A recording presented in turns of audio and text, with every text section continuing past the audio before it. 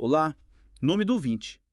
Você já se pegou pensando, será que tudo que a gente sempre ouviu sobre a vida, tipo, o caminho para a felicidade, será que tá certo mesmo? É. Essa é uma pergunta que muita gente se faz, né? Pois é. E hoje a gente vai mergulhar fundo no mundo de um cara que adorava fazer a gente questionar tudo, Nietzsche. ele mesmo. Um filósofo que não tinha papas na língua e que adorava cutucar as feridas da sociedade. E a obra que a gente vai explorar hoje é um prato cheio para quem gosta de pensar fora da caixa. Assim falou Zaratustra. É isso aí. Já aviso. Prepare-se para uma viagem cheia de simbolismos e alegorias, viu? Nietzsche não era muito de falar as coisas diretamente. Mas calma, a gente te guia nessa jornada. A história começa com Zaratustra, um profeta que decide descer da montanha depois de 10 anos de isolamento. 10 anos. Imagino que ele tinha muita coisa para falar. Pois é, ele estava cheio de sabedoria para compartilhar, mas a recepção, digamos que não foi muito calorosa. A galera não estava muito afim de ouvir o que ele tinha para dizer. É, logo de cara, Zaratustra se depara com uma multidão na praça, mas ninguém dá bola para ele. E o que eles estavam fazendo? Assistindo o Equilibrista. Um equilibrista, que doideira. Essa cena é genial, né? Nietzsche já manda real logo de cara, mostrando como a gente se distrai com coisas superficiais. Qual o significado desse equilibrista? Ele representa o homem comum, preso às convenções, vivendo no piloto automático. Entendi. E a corda bamba. Representa os riscos que ele corre, mas sem nenhum objetivo maior. E a queda. É a morte, o fim dessa vidinha medíocre. Caramba. Nietzsche já começa com tudo. E aí que Zaratustra entra com a proposta de uma nova forma de viver. O caminho para se tornar o super-homem. Exatamente. É. Mas e essa tal de vontade de potência sempre me deixou meio confuso. Muita gente pensa que é tipo uma vontade de dominar o mundo, né? Mas não é bem por aí. Ufa, ainda bem. A vontade de potência, para Nietzsche, é um impulso criativo. É querer ir além, superar seus limites. Tipo, dá o seu melhor em tudo o que faz. Isso. É a força que nos move, que nos faz querer ser a melhor versão de nós mesmos. Entendi. Mas e a história da morte de Deus? Nietzsche era ateu. A morte de Deus, para ele, não é bem um evento literal. Ah, tá. É mais a constatação de que os valores tradicionais, tipo os religiosos, estavam perdendo a força. Faz sentido, a sociedade estava mudando, né? E para Nietzsche, isso abria espaço para a gente criar novos valores mais autênticos e individualizados. Então, tipo, a gente não precisa mais seguir cegamente o que sempre nos disseram. É isso aí. É hora de pensar por conta própria, buscar o que faz sentido para você. Nossa, que libertador. Ah, Mas se Deus morreu, quem assume o lugar dele? Entra o super-homem. exatamente. O super-homem é aquele que cria seus próprios valores, abraça a vida com tudo que ela tem e se torna senhor de si mesmo. Mas essa jornada para se tornar um super-homem não parece fácil, né? Nem um pouco. Zaratustra fala que a gente precisa se transformar profundamente, passar por sofrimento, dúvidas. E desapegar dos velhos valores. É como se a gente tivesse que desconstruir tudo o que aprendemos para reconstruir a partir da nossa própria experiência. E essa jornada passa por 3 estágios, certo? O camelo, o leão e a criança. Que metáforas incríveis. Incríveis e confusas ao mesmo tempo, né? Confesso que me perco um pouco nessas metáforas. Calma, eu te explico. O camelo é aquele que carrega o peso dos valores tradicionais, das obrigações. Tipo, tá seguindo a manada sem nem saber por quê. Entendi. E o leão? O leão é a fase da revolta. Quando você se liberta, joga tudo pro alto e ruge pro mundo. Chega, agora eu vou fazer do meu jeito. Nossa, que rebeldia. E a criança? A criança é a fase da inocência, da criatividade. É quando você, livre do peso do passado, começa a criar seus próprios valores. É como se a gente renascesse, né? Com um olhar novo para o mundo. Exatamente. E por falar em olhar novo, Nietzsche também fala bastante sobre o espírito livre. O que seria esse personagem? O espírito livre é aquele que busca a verdade por conta própria, sem se prender a dogmas ou ideologias. É o cara que questiona tudo. Tipo um detetive da verdade. Isso. Ele está sempre investigando, buscando entender as coisas por trás das aparências. E no fundo, o espírito livre seria tipo um precursor do super-homem, né? Ele já rompeu com as correntes do passado e tá trilhando seu próprio caminho. E o oposto do super-homem, quem seria? Esse é o último homem. O último homem. Claro. Que nome sinistro. Ele representa a decadência, a acomodação. É aquele cara que só busca conforto e segurança sem grandes ambições. Tipo, tá vivendo no modo sonâmbulo. Exatamente. E Nietzsche criticava muito esse tipo de pessoa, via neles um sinal de estagnação. Eu não quero ser um último homem. E como a gente evita isso? Nietzsche nos convida a abraçar a vida com tudo, buscar nossos limites, questionar o que nos impuseram e construir nossos próprios valores. É o chamado ação, né? Ser protagonista da nossa própria história. Com certeza. E para finalizar essa primeira parte da nossa imersão? Deixa eu adivinhar, tem uma frase do Nietzsche pra gente refletir, né? Claro, e essa é poderosa. Torne-se quem você é. Sabe, quando a gente fala dessa crítica toda à moral tradicional, especialmente a cristã, é importante a gente lembrar do contexto da época. É verdade? O que será que o Nietzsche queria do mundo de hoje, né? Nietzsche via a moral da época dele como algo que negava a vida. Ligava a vida. Como assim? Tipo, priorizando o mundo espiritual em detrimento do real, prometendo felicidade só depois da morte. É meio desanimador, né? Só ser feliz depois de bater as botas. Pois é. Nietzsche defendia que a vida deveria ser celebrada aqui e agora, com toda a sua intensidade. Faz mais sentido, né? Viver plenamente cada instante. Totalmente. Ele defendia a busca pela felicidade terrena, pela realização pessoal, pela experiência plena da vida. E essa busca, muitas vezes, entra em conflito com a moral tradicional, né? Que prega a renúncia, o sacrifício, a culpa. Nietzsche Chama- questionava. Por que se privar das alegrias da vida em nome de uma promessa no além? Mas e a compaixão pelo próximo? Tão importante em várias religiões. Nietzsche era contra isso. Ele era crítico em relação à compaixão como um valor absoluto. Interessante. Na visão dele, a compaixão em excesso pode enfraquecer o indivíduo. Fazer com que ele se preocupe mais com o sofrimento dos outros do que com a sua própria superação. Exatamente. Ele acreditava que a compaixão deveria ser dosada para não virar um obstáculo para o desenvolvimento individual. Afinal, como ajudar o próximo se você mesmo está se sentindo perdido e fraco? É isso aí. É como aquele ditado. Você precisa colocar máscara de oxigênio em si mesmo primeiro, antes de ajudar os outros? Faz todo sentido, mas Nietzsche ia além da crítica à compaixão. Ele questionava a própria noção de bem e mal. É verdade. Ele questionava se o bem e o mal são absolutos e imutáveis. Então, o que é bom para um pode ser ruim para o outro. Exatamente.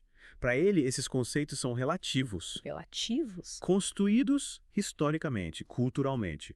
O que é bom em uma cultura pode ser mal em outra. Nossa, isso é bem radical, né? Questionar a própria base da moral. Com certeza. Mas Nietzsche ia fundo. Ele desafiava as bases morais da sociedade. Propondo uma nova forma de pensar sobre o bem e o mal. Isso! Baseada na individualidade, na afirmação da vida. É como se ele dissesse: chega de seguir cegamente as regras, é hora de pensar por si mesmo. Falando em pensar por si mesmo, Nietzsche também tinha umas ideias bem interessantes sobre a mulher, né? Sim, mas já aviso, prepare-se para polêmica. A visão dele sobre a mulher era diferente, digamos assim. É complexa e, para muitos, contraditória. Ele alterna momentos de admiração pela força e sabedoria feminina. Com frases que hoje em dia a gente considera bem machistas. Pois é, interpretar o que ele realmente pensava sobre a mulher é um desafio e tanto. É preciso tomar cuidado para não cair em anacronismos, né? Exato. Temos que levar em conta o contexto histórico e cultural em que ele viveu. Mas, tirando as partes mais polêmicas, ainda podemos encontrar reflexões interessantes, né? Sim, com certeza.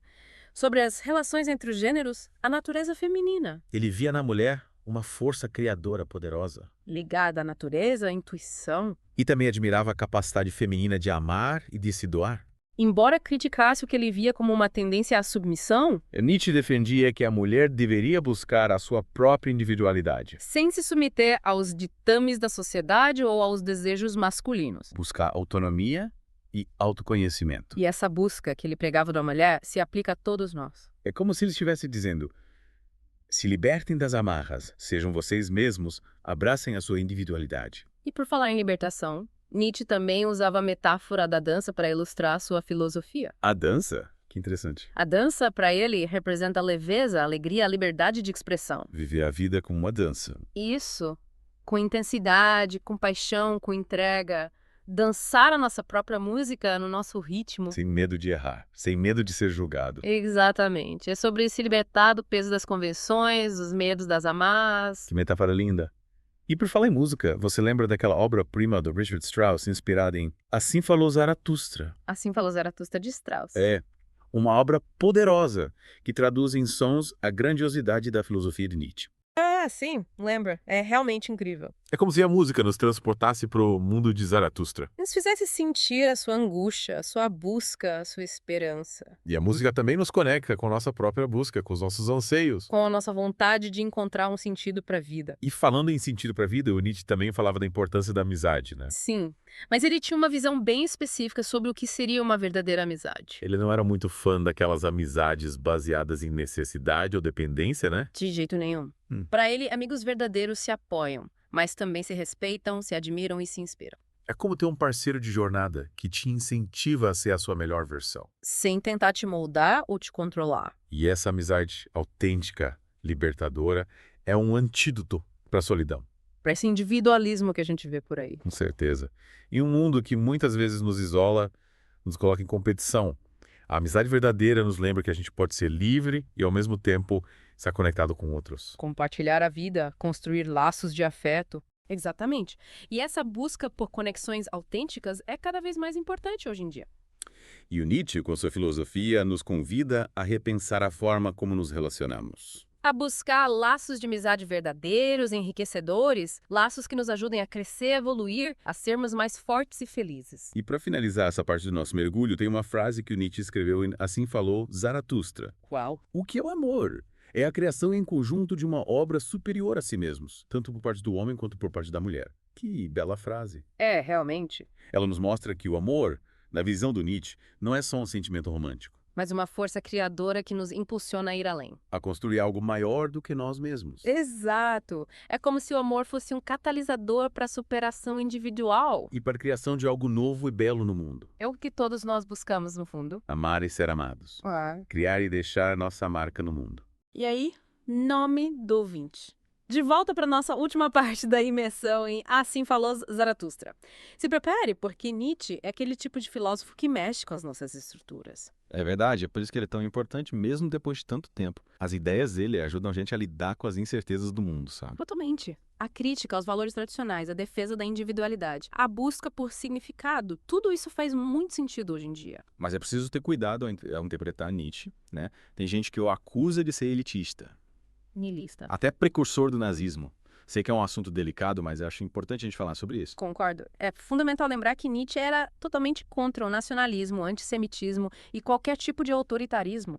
Interpretar as ideias dele exige cuidado para não distorcer o que ele pensava. Usar o pensamento dele para justificar a violência ou opressão seria um erro enorme, né? Completamente.